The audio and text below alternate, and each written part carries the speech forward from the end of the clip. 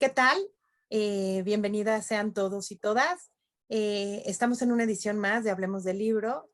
Mi nombre es Rosaura de Negre y el día de hoy tengo el honor de tener en este programa a Fernando Díaz Naranjo. Fernando Díaz Naranjo es asesor en el Instituto Nacional Electoral y tiene algunas columnas en publicaciones de circulación nacional y es un experto en el tema electoral visto desde la comunicación. Fer, buenos días y gracias por aceptar nuestra invitación. No, muchas gracias a ti y saludos, bueno, ahí al Tribunal Electoral. Fer, en esta ocasión te estamos entrevistando porque tú has escrito algunos artículos, particularmente el que tienes escrito en nuestro blog de la Escuela Judicial en Axis, que es sobre el voto electrónico. En este artículo, tú hablas de la importancia que debe de tener el tratar de construir unas elecciones que también puedan tener el voto electrónico como opción para paulatinamente que sean completamente electrónicas. Cuéntanos, ¿qué te motivó a escribir este artículo?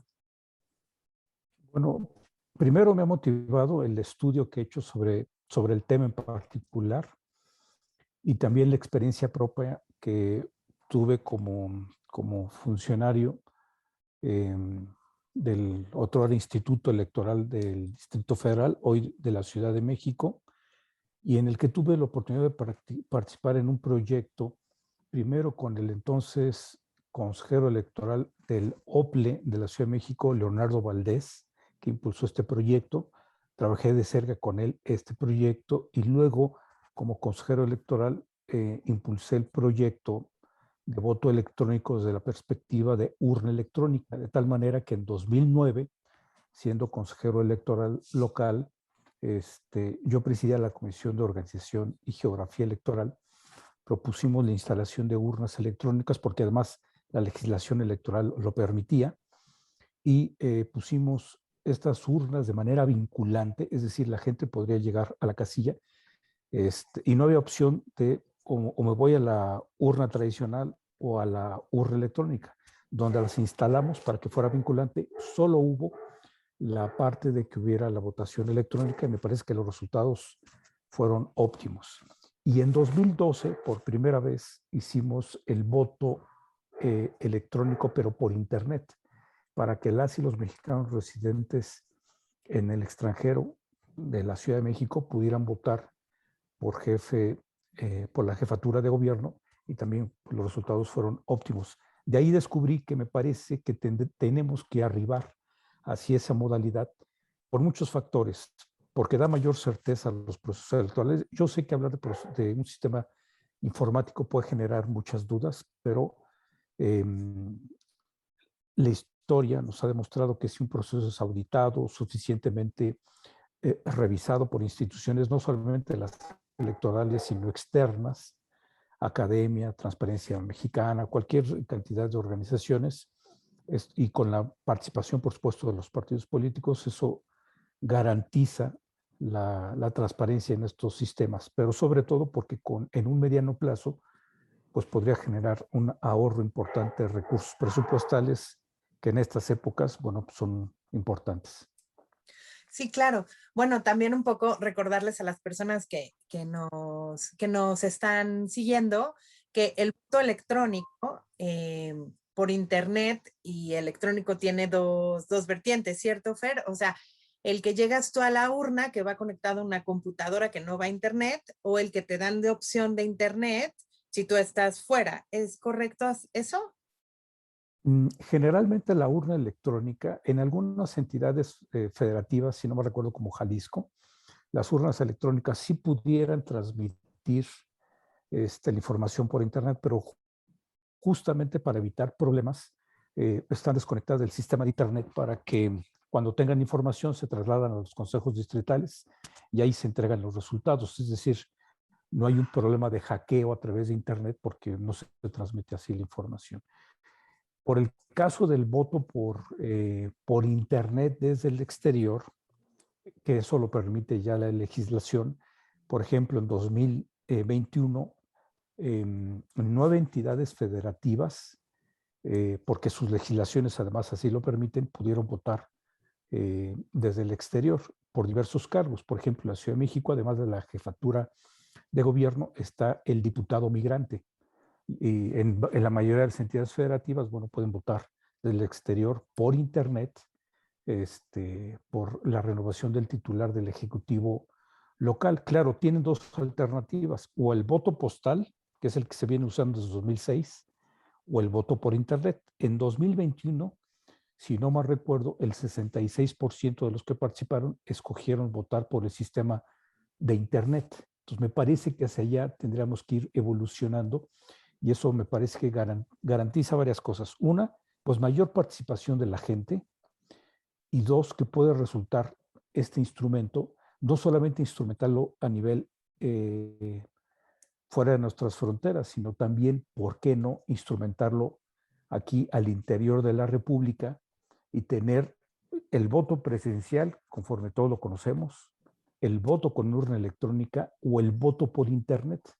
Por ejemplo, el voto por internet podría ser utilizado por aquellas personas que a lo mejor tengan alguna discapacidad, por ejemplo, y puedan votar en algún periodo previo por internet, sin necesidad de trasladarse a la casilla a votar de manera presencial, ya sea en el sistema tradicional o por urna electrónica. Yo lo veo muchas ventajas que incrementarían la participación, pero además, si esto se va con un enorme esfuerzo, puede traer ahorros presupuestales y otro tipo de beneficios, como pueden ser, es muy común que los funcionarios de casilla, al estar tantas y tantas horas en la casilla y después de hacer el escrutinio y cómputo de la misma, cometan errores aritméticos. Utilizando estos sistemas, además de que el cómputo prácticamente es inmediato, se evitarían estos errores aritméticos.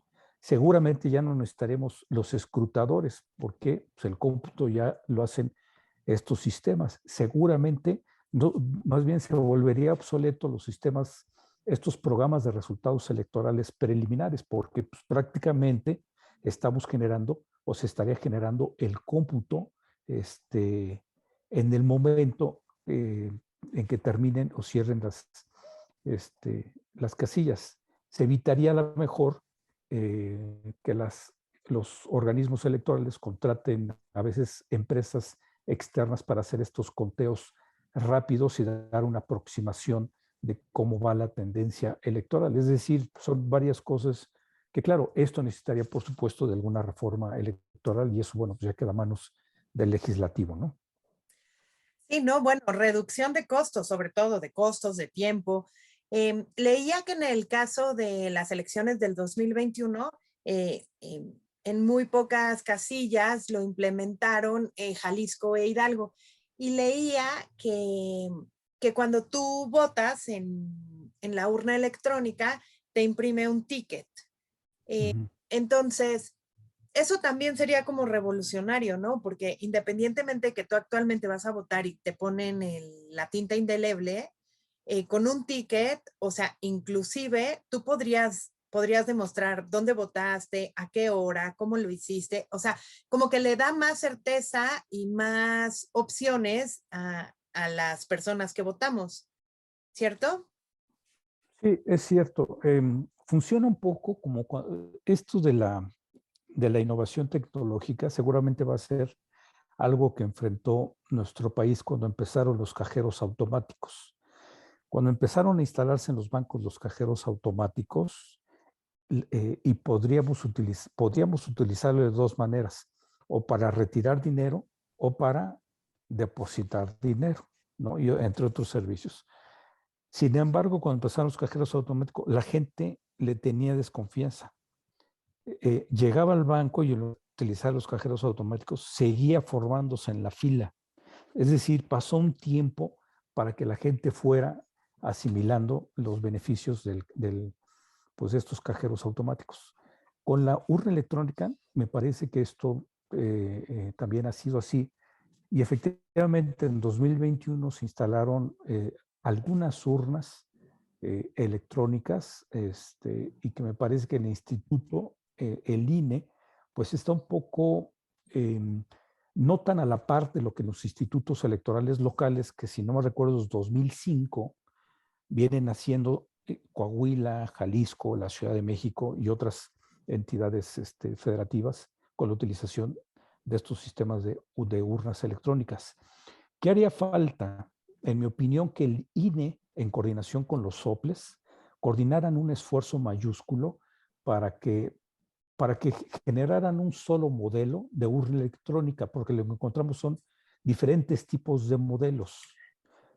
Un solo modelo para que fuera utilizado, porque como la mayoría de las elecciones generalmente son concurrentes, como las fueron en 2021, sería bueno utilizar un mismo sistema electrónico de votación, como está sucediendo como el voto por Internet, que el INE coordina con los OPLES estos trabajos para que en un mismo sistema electrónico se registre la votación, pues, de nuestros connacionales, ¿no? Entonces, sacando un mismo sistema de urna electrónica, me parece que se podría ir avanzando para ir instrumentando poco a poco estos sistemas de forma vinculante. Porque no vamos a ver los beneficios si instalamos pocas urnas. Los beneficios se van cuando hay digamos, pues costos mayores en su instalación. Me pareció fenomenal el ejemplo que haces del cajero automático, ¿no? O sea, finalmente vamos a tender a ir hacia allá, ¿no? Hacia un voto, sobre todo en un país tan grande y tan diverso como es México, ¿no? Pero quizás ahí también vendría otra de las... Perdón, como que perdí la señal momentáneamente. Pero como que ahí vienen otras preguntas, o sea, al ser tan grande y tan dispar en nuestro país, me imagino que será mucho más fácil en una alcaldía de la Ciudad de México instalar las urnas que en la Sierra de Puebla, por ejemplo, ¿no? Y aunque se entiende que es la urna electrónica, todo el aparato conectado a una computadora en ese momento y que después esa computadora se regresa a los institutos electorales o al Instituto Nacional Electoral, esto podría jugar un poco en contra, porque también necesitarías, aunque sea mínima, infraestructura para lugares donde a veces ni siquiera hay luz. Sí, fíjate que la urna ya es en sí mismo es una computadora.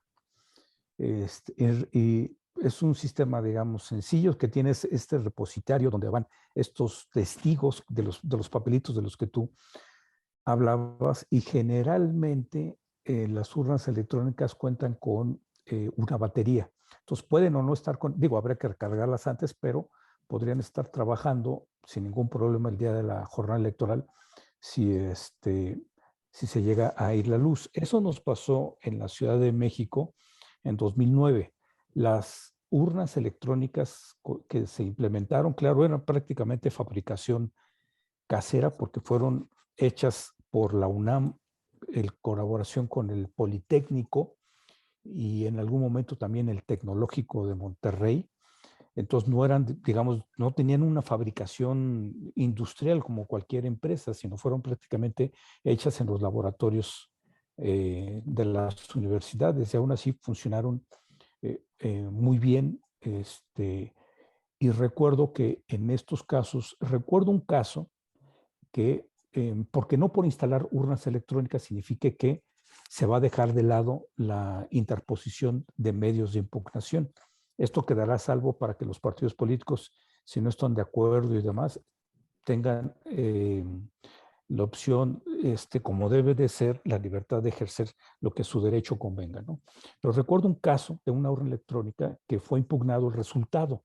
Entonces, el Tribunal Electoral lo que hizo fue una especie como de auditoría, primero pues no de auditoría, sino de revisión integral al sistema informático, a la contabilidad de estos testigos, para ver si coincidían con lo que está en el listado nominal de quienes votaron, con lo que estaba registrado en el sistema informático. Y ahí la ventaja de esa resolución es que validó el resultado de urna electrónica.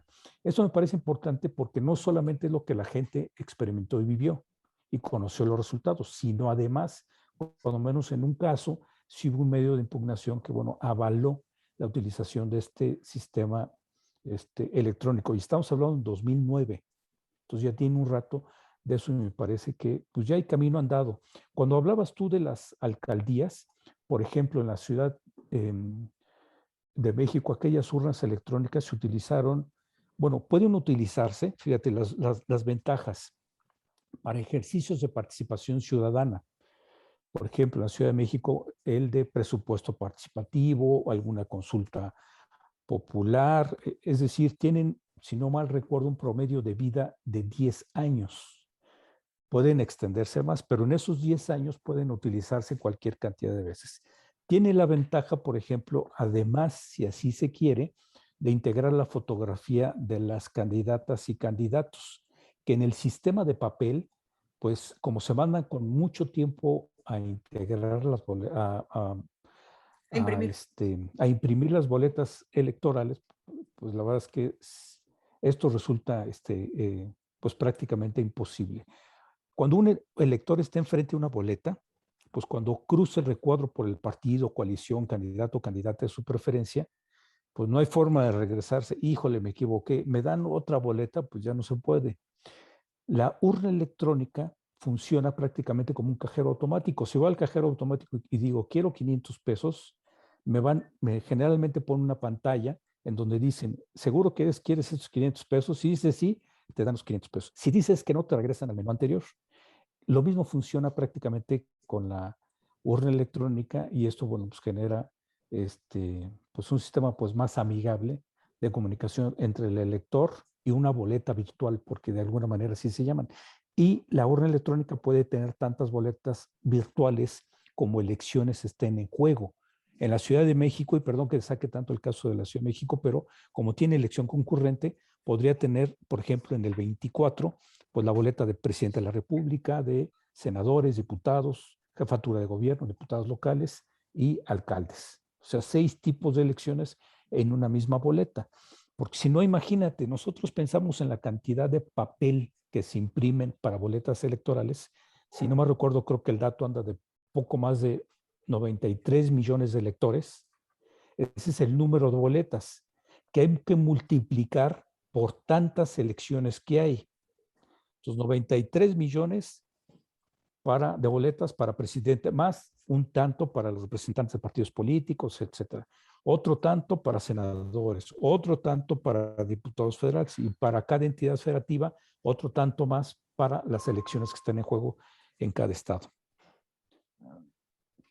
También leía esto que ponías del ejemplo de la pantalla del cajero, que también, por ejemplo, si tú vas a votar por una coalición y tú votas por 2 personas que no van en la coalición, la misma urna te dice, ellos no van en una misma coalición, ¿no? Y entonces evita este tipo de errores. Es una locura la cantidad de papel que se imprime. Obviamente las urnas electrónicas terminarían con eso. Y bueno, ¿no? También en estos momentos tan pandémicos, permíteme decirlo así, evitan también el acercarte con otras personas, el contagio. Estaba leyendo que, que ahora para la revocación de mandato en el extranjero también viene la opción de que puedas votar. Por internet. Sí lo van a lograr. ¿Crees que con eso suba la votación para esto de la revocación de mandato? O sea, que esta opción electrónica aumente la participación. Pues yo esperaría que sí, y como te digo, bueno, este sistema de voto por internet me parece que alienta la participación pues, de la gente, porque tiene la comunidad de que yo puedo votar desde mi computadora fija, de mis laptop o desde mi tablet o inclusive desde el mismo teléfono celular, y eso me parece que facilita pues la generación el conocimiento de la gente de un sistema diferente de votación. Claro, todo este sistema está pensado para nuestros connacionales.